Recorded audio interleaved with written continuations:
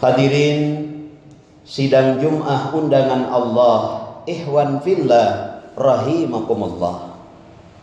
Setiap amal perbuatan kita akan terasa indah dan diterima oleh Allah Subhanahu wa taala apabila di dalamnya terdapat cahaya keikhlasan yang Allah tanamkan ke dalam hati kita.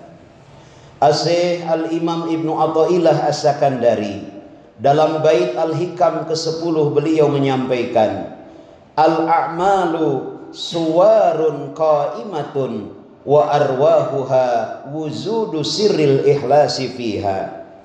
Sebuah amal bagaikan sebuah fisik yang cantik, bagaikan sebuah fisik yang tampan. Ruh dari amal adalah ikhlas kepada Allah Subhanahu wa taala. Kita tahu betapa tidak berartinya kecantikan seorang perempuan, betapa tidak ada gunanya ketampanan seseorang apabila ruh dari jasad itu sudah meninggalkan orang tersebut. Mungkin tatkala sedang hidup kecantikannya begitu mempesona, ketampanannya begitu berguna, bahkan dirindukan orang lain. Tapi tatkala jasad dan ruh terpisah dari yang tampan tadi, dari yang cantik tadi, hanya beberapa jam dibiarkan tinggal di rumahnya, bergegas untuk segera dikebumikan. Hadirin yang dimuliakan Allah, betapa indahnya cahaya keikhlasan dalam setiap amal kita. Maka bermohonlah terus kepada Allah agar kita memiliki keikhlasan yang sangat dibutuhkan oleh kita. Suatu hari Rasulullah Muhammad sallallahu alaihi wasallam bertanya kepada malaikat Jibril alaihi salam, "Wahai Jibril, apa sesungguhnya keikhlasan itu?" Malaikat Jibril kemudian terdiam dan beliau meminta izin untuk bertanya kepada Allah, apa itu keikhlasan? Kemudian Allah menjawab, "Wahai Jibril, keikhlasan adalah cahayaku, adalah anugerahku yang aku berikan hanya kepada orang-orang tertentu saja. Semoga kita termasuk di dalamnya." Hadirin yang dimuliakan Allah, betapa tidak ada gunanya sebuah amal apabila tidak ada keikhlasan di dalamnya. Bagaikan ketampanan fisik kita, kemolekan tubuh kita akan sangat tidak berguna tatkala ruh sudah meninggalkan jasad kita. Tetapi betapa indah tatkala keikhlasan itu ada dalam tubuh kita. Dengan ikhlas kita akan mampu menghargai orang lain. Dengan ikhlas kita akan mampu mengakui kesalahan diri. Rasulullah sehari semalam tidak kurang dari 70 kali mengakui kesalahannya, tidak kurang dari 100 kali mengakui kesalahannya. Ia ucapkan di hadapan Allah, astagfirullahaladzim, 70 kali beristighfar sehari semalam, 100 kali beristighfar sehari semalam, padahal beliau sudah dijamin ampunan oleh Allah. Kalau kita memiliki cahaya keikhlasan, kita akan bertanya, kita akan berkata, kita akan mencari kesalahan apa yang ada dalam diri, bukan mencari-cari kesalahan orang lain. Ada ungkapan yang populer, semut di seberang lautan begitu nampak, gajah di pelupuk mata tidak kelihatan. Artinya kesalahan orang lain selalu ada dalam hati kita, sementara kesalahan kita jarang terdapat dalam hati kita. Orang yang mengakui kesalahan diri, mengevaluasi kesalahan diri, memohon ampun akan kesalahan diri, dialah orang yang memiliki cahaya keikhlasan. Yang kedua, orang yang memiliki cahaya keikhlasan, mereka akan benar-benar menghargai perasaan orang lain. Begitu mudah seorang atasan menyalahkan bawahan di depan orang lain. Tapi kalau memiliki keikhlasan, dia akan menegurnya dengan cara yang santun. Dia akan meluruskannya dengan cara yang benar. Percis seorang suami tatkala mengetahui kesalahan istrinya. Hadirin yang dimuliakan Allah, suatu hari Rasulullah Muhammad sallallahu alaihi wasallam pulang dari perjalanan jauh, sampai ke rumah beliau didapatkan seorang istri yang tersenyum manis dengan menyiapkan segenggam teh manis. Aisyah radhiyallahu anha menyambut dengan penuh hangat kedatangan baginda mulia Rasulullah Muhammad sallallahu alaihi wasallam. Senyum yang manis, di sebelah kanan terdapat sebuah air teh manis yang sangat menyejukkan dan menyegarkan.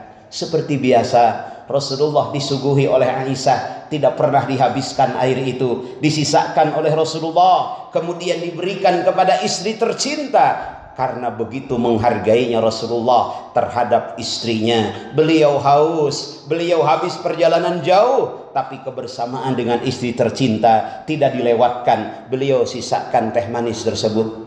Suatu hari perjalanan jauh pernah dilakukan juga oleh Rasulullah. Sampai ke rumah, Rasulullah berbeda. Biasanya beliau menyisakan air itu, biasanya beliau menyisakan teh manis itu. Hari itu Rasulullah menghabiskan semua teh manis tersebut. Aisyah sebagai wanita memiliki perasaan halus. Beliau lari ke belakang, beliau teteskan air mata sambil bermohon kepada Allah, ya Allah, tampakkanlah kesalahanku. Kenapa Rasulullah biasanya menyisakan air minum, teh manis yang aku sangat merindukan, tapi hari ini mengapa Rasulullah menghabiskan teh manis itu? Hadirin yang dimuliakan Allah, Rasulullah sedang berada di depan, menengok kepada Aisyah yang lari ke belakang.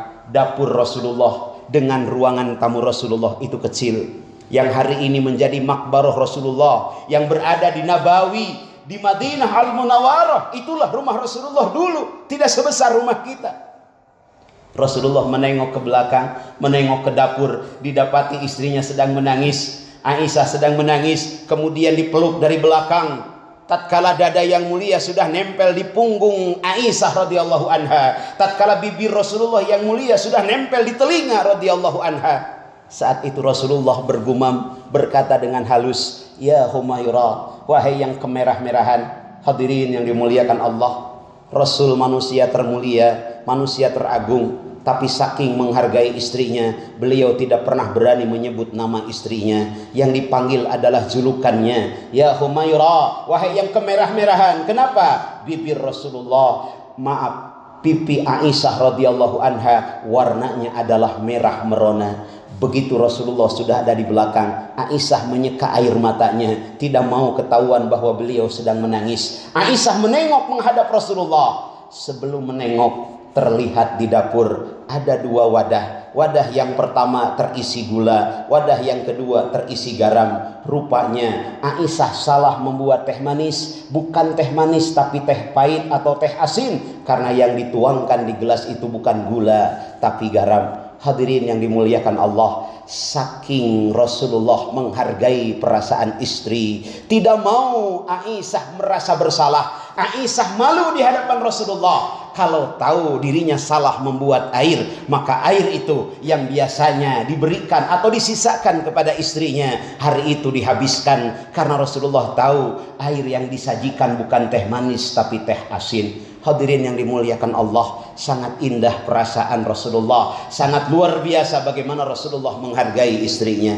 Bukan hanya kepada keluarga, beliau hargai orang lain, bahkan kafir sekalipun dihargai oleh Rasulullah. Suatu hari Rasulullah sedang berkumpul dengan sahabatnya, datanglah seorang perempuan kafir membawa beberapa butir jeruk, kemudian memberikannya kepada Rasulullah. Sedang ngobrol, satu demi satu jeruk itu dimakan oleh Rasulullah sampai tidak tersisa. Tatkala wanita kafir itu pulang, sahabat bertanya, ya Rasulullah, biasanya kau sisakan jeruk itu untuk kami, tapi kenapa hari ini kau habiskan jeruk itu? Apa jawaban Rasulullah? Wahai sahabatku yang mulia, aku sengaja menghabiskan jeruk itu karena aku tahu bahwa jeruk itu sangat asam, sangat pahit. Kalau aku berikan kepadamu, khawatir di antara engkau ada yang menyenglihkan jidatnya, ada yang bergumam karena tidak enak rasanya, atau mungkin ada yang marah kepada perempuan tadi. Hadirin yang dimuliakan Allah, itulah indahnya ikhlas dalam hidup kita.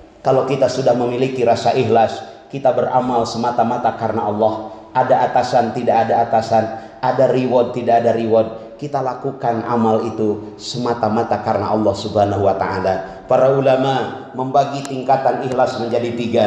Yang pertama ikhlasul mubtadiin, yang kedua ikhlasul abidin, yang ketiga ikhlasul arifin. Mudah-mudahan kita memiliki keikhlasan di hadapan Allah Subhanahu wa ta'ala. Barakallahu li wa lakum fil Qur'anil azim, wa nafa'ani wa iyyakum mimma fihi minal ayati wa dzikril hakim, wa taqabbala minni wa minkum tilawatahu innahu was-sami'ul 'alim. Allahumma shalli ala sayyidina Alhamdulillah, alhamdulillahi wa kafa, wassalatu wassalamu ala nabiyil mustafa Muhammad wa ala alihi wa sahbihi ahli sinki wal wafa. Ashhadu an la ilaha illallah wahdahu la syarika lah, wa ashhadu anna Muhammadan abduhu wa rasuluh. Amma ba'du, fa ya ayyuhal hadirun, usi nafsi wa iyyakum bitaqwallah wa ta'atihi la'allakum turhamun. Hadirin sidang Jumat undangan Allah, ikhwan fillah rahimakumullah. Ikhlas mubtadiin, seseorang beramal karena Allah, tidak ingin dilihat oleh selain Allah, tidak ingin didengar oleh selain Allah, tapi jauh di dalam hati masih menginginkan balasan Allah di dunia. Tahajud karena Allah, tidak ingin dilihat, tidak ingin didengar oleh selain Allah, tapi jauh dalam hati ingin menginginkan derajat yang mulia sesuai dengan janji Allah. Duha ia lakukan karena Allah, tidak ingin dilihat, tidak ingin didengar oleh selain Allah, tapi dia masih menginginkan keberkahan rizki, keberkahan hidup sebagaimana janji Allah untuk kehidupan di dunia.